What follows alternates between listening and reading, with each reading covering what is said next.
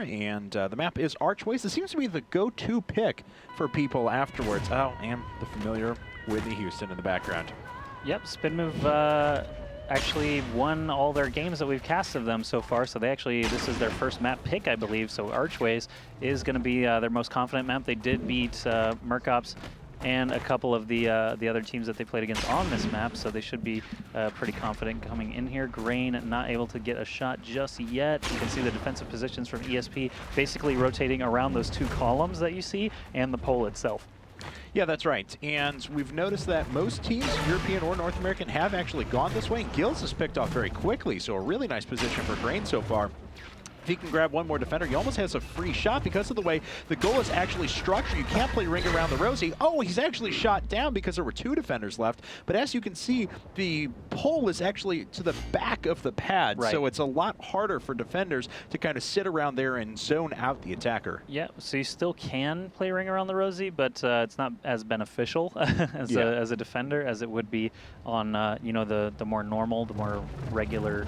Wow, look at those jukes, totally dodging all of those rockets. XP3 is going to move forward unscathed through that arch. Wow, that one definitely looked like it was a winner. But XP3 moving further back, not going to get any vision of any defenders at the moment, so he is going to work his way up. It looks like Spin Move doesn't quite know where he's at. They're not by the tree. Oh, he had an open shot on Pluxy, but did not manage to take advantage of it. Oh, look at that defensive position in the very back there by the trees. Poor Billy. So that's actually kind of a tough defensive position because as time ticks down, you're going to have a lot of exposed time running forward. So we'll see how this kind of unfolds here.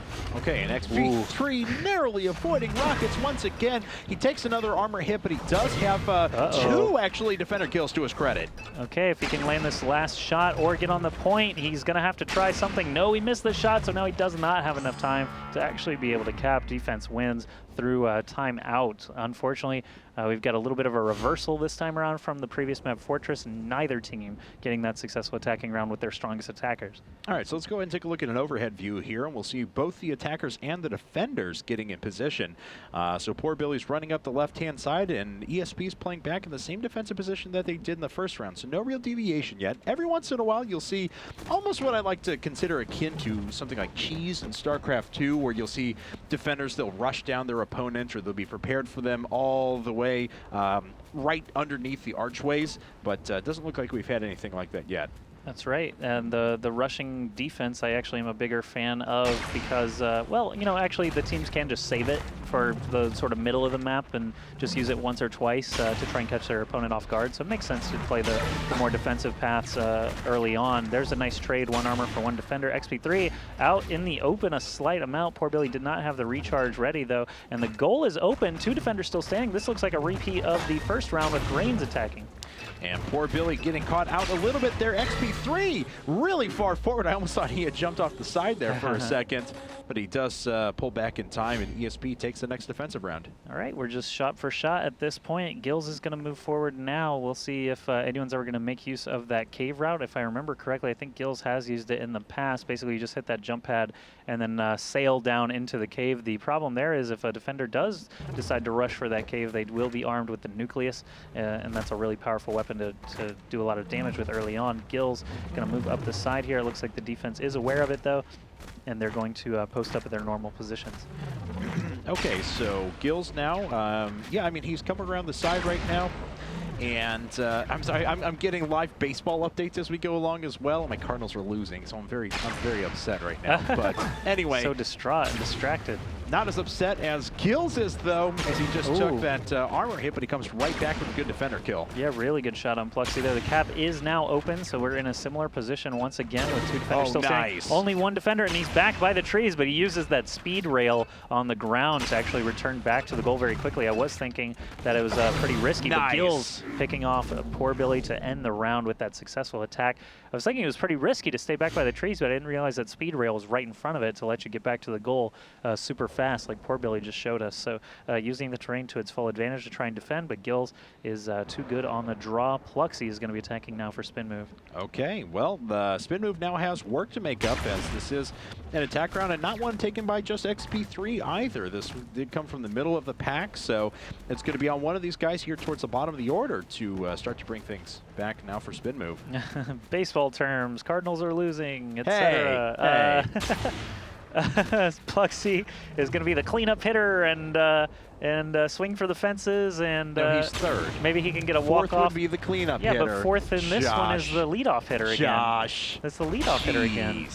That's the leadoff hitter. Anyway, Pluxy taking a rocket in the side there from XP3. He's already at a disadvantage, and he just can't seem to find his laser in this match so far. No, and now down to just his last point of armor, only 6 seconds remaining. He does pick off one attacker there. He's getting on the point. No, stop just before it. So we have seen those occasionally ridiculous rounds where, oh, I remember Dignitas Kawa actually when he was down to just one armor on Castle Crashers and just running through defenders. Yep, he's just manipulating the code. Kawa had something like 4 successful attack rounds in a row with 2 or more defenders standing, and he was likening himself to Neo in the Matrix. He can see the Matrix and manipulate it. Godson actually just barely squeaking through those defensive rockets. He's actually going to get a look at one defender, can't quite make the shot, instead going to move up this right side, which it seems most of the players are going to be favoring in this map. Especially because the defenders have been falling back very quickly from this position and taking that very far back position. That was a defender who was just standing in the open, and Godson able to take advantage of that.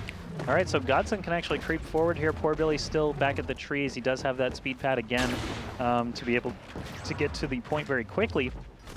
Rain is a pretty wide open target. Godson does manage to miss, but this is actually going to be really tough. Now that the cap is open, he's under a lot of pressure to get there. Oftentimes you'll see players take a chance. Oh, actually, he's 3 armors now. I'll talk about that in a second. He's just going to stand on the point, loses 1, 2 points of armor, but grabs it, and it's a 5-1 advantage for ESP.